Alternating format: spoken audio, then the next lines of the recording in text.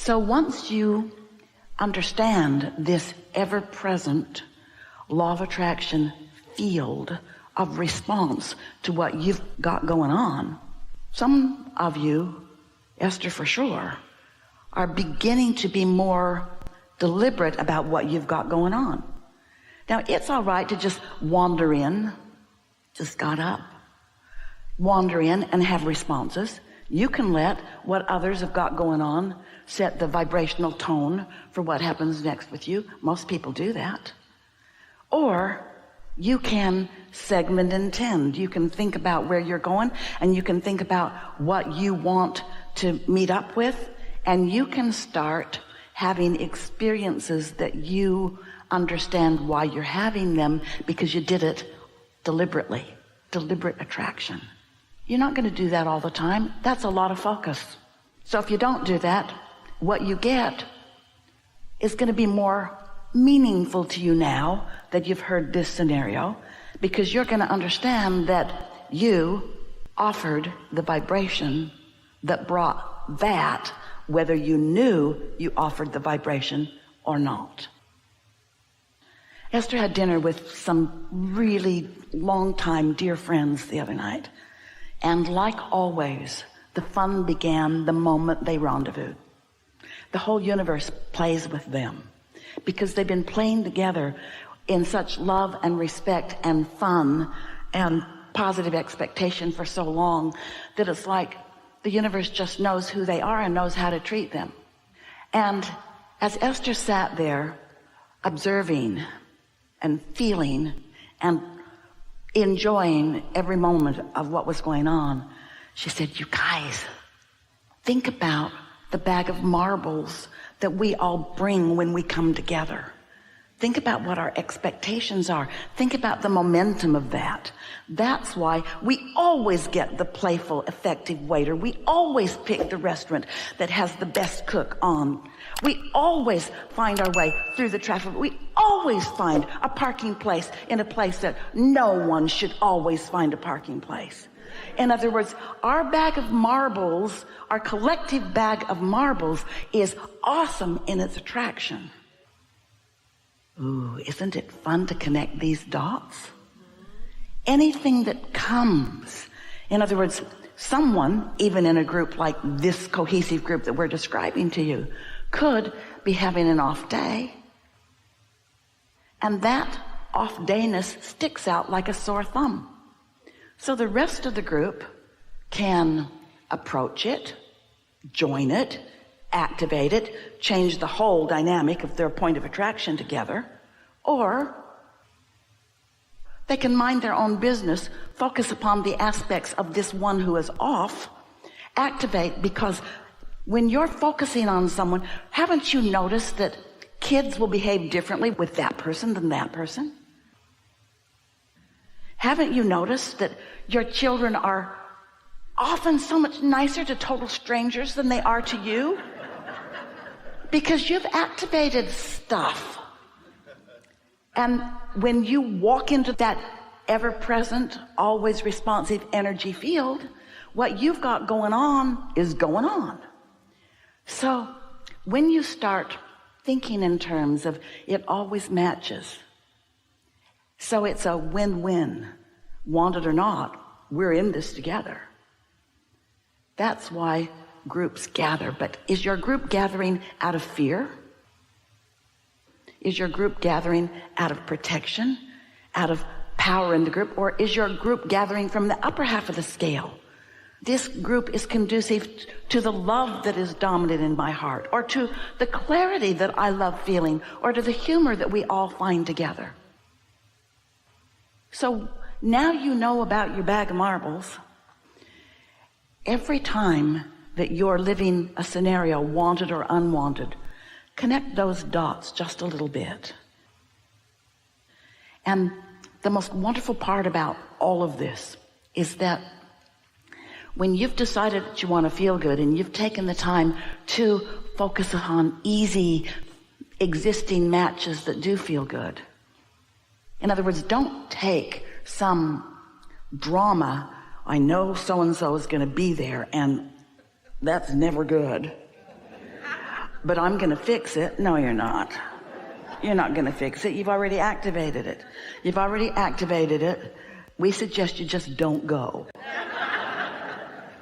But if you have to go out of responsibility, if you've got to go because they're expecting you to go, then drink something strong.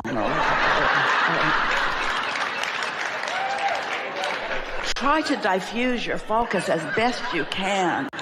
And don't look them in the eye. In other words, decide that you're going to take charge of what you're emitting. And the better job you do of either not thinking about that person ever, which is hard when they gave birth to you, and they're still holding that against you, you'll develop some skills that work for you. And what you'll begin to notice is that you can accomplish in every situation, especially after you play with this for a little while, scenarios that win-win. You focus upon the best of those that you know are going to be there. And by the best of them, we mean the parts of them that make you feel the best. The parts of them that are the easiest for you to focus on that feel good. And what you're going to begin to notice is that the best of those around you, not just the humans, but the beasts too. Not just the specifics, but the general too. The traffic, the world in general. You're going to discover that the law of attraction is responding to your self-interest. We're just asking you to make your self-interest be. And this is the clarifying piece. Your self-interest matches the self-interest of your inner being. Now here's why. You were source energy before you came into this body. And then you thought part of that consciousness into this physical body, and splat, here you are. But the larger part of you remains non-physical. And even though the larger part of you, humans call it soul or source, that larger part of you is aware of all of the pieces of your life experience, all of the rooms, all of the vibrational fields that you walk into. Your inner being walks in there too. And your inner being has a bag of marbles about you and about everything else that's in that room. So when what's active in you matches what's active in your inner being, oh, your power of influence is so lovely. You're a lover. And you're clear-minded. You have clarity and balance and good timing. That's who you are. So what we are encouraging you to think about is, before you walk into any human experience, align with the bag of marbles that your inner being's got going on about those people, because your inner being only knows their positive aspects and has only thought about their positive aspects for so long that you are not ever going to dissuade or persuade your inner being to join you. Esther says, Abraham, I think you need more information about that person. Because she knows that when she's got a tug of war going on with us, she's not going to feel good. And so it occurred to her years ago, maybe she could get us to stop tugging toward the nice part of everything. If you would just join me in my logical hatred for that person, then I wouldn't have to feel bad. But over all these decades, she's come to know we're not coming to the dark side. In other words, we know who they really are. We know what they really want. That's where we're focused. And so we're not asking you to take on the responsibility for all of them. You don't get to decide what anybody else's point of view is. You don't even get to understand why anybody else has their point of view. You don't know what they lived when they were little or when they were bigger or even yesterday. You don't know why they are active in the way that they are. You only know why you are active in the way that you are. And so if you'll stop living the conditional life that says, clean up these conditions, get these people to obey, get these people to behave in ways that when I focus upon them, I can naturally feel good. You got to give that up for two reasons, equally important. One reason is you got to give it up because you can't do anything about it, because you can't change anybody else's point of attraction, because it's not your business to change anybody's point of attraction. And you've been standing on your head in so many different ways, trying to get them, trying to cajole them into being happy in this moment, or understanding what you mean in this moment, or like you in this moment. And what we're suggesting is that you just understand that they are a mixed bag, and you focus upon what you're focused upon, and let the law of attraction do the sorting of it out. And as you do that, you'll start noticing that the best of things that you've deliberately focused about, the best of things that you've practiced easy, good feeling matches about, becomes the dominant experience of your life. It just does, because the law of attraction says that which is likened to itself is drawn. And it doesn't mean later, it means now. It means right now, where all of your power is. Whether in this now you're thinking about what's going on in this room, or you're remembering something from the past, or you're anticipating or planning something in what you call your future experience, you're doing it now. You're offering the vibration now, and the law of attraction is responding to your now. And when you get hold of this, your sense of empowerment and invincibility, your ability to uplift, your ability to produce win-win situations. Do you know you can't have a win-win situation with any other human, or any other human experience, any other physical experience of any kind? You can't have a win-win experience if you haven't first found the win between you and your inner being. So as you focus on wanting to feel good, and you find that, and then you walk into the room, and at first it's going to make you crazy, because nobody's behaving the way you want them to. But when you let go of needing their behavior, your freedom is going to go through the roof.